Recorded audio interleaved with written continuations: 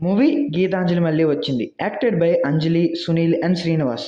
Movie చూసిన తర్వాత నాకైతే ఓకే అని కమింగ్ ఇంటూ స్టోరీ పార్ట్, ఇది పాత 'గీతాంజలి' మూవీకి కంటిన్యూస్ స్టోరీ. దాని తర్వాత ఏమైంది అనేది ఉంటుంది మూవీ మొత్తం.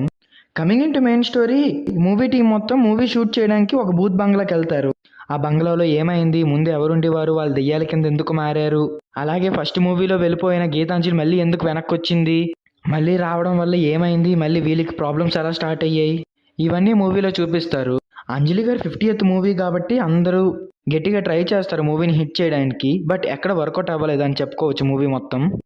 కమింగ్ ఇంటూ ఫస్ట్ హాఫ్ మొత్తం ఆ బిల్డింగ్ గురించి, క్యారెక్టర్స్ ఇంట్రడక్షన్, అలాగే కామెడీ, ఆ బిల్డింగ్స్లో ఎవరుండేవారు, అక్కడక్కడ నైట్ సీన్స్ చూపిస్తూ ఆ నైట్ సీన్స్ కూడా ఎక్కడ భయం అనిపించవు ఎవరికి.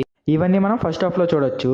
కమింగ్ ఇంటూ ఇంటర్వెల్ సీన్ కూడా అంతేం ఉండదు, జస్ట్ ఏదో పెట్టారు. పైగా సెకండ్ హాఫ్ ఎక్కడ క్యూరియాసిటీ పెంచదు మనకి సెకండ్ హాఫ్ మీద ఇంటర్వెల్ సీన్.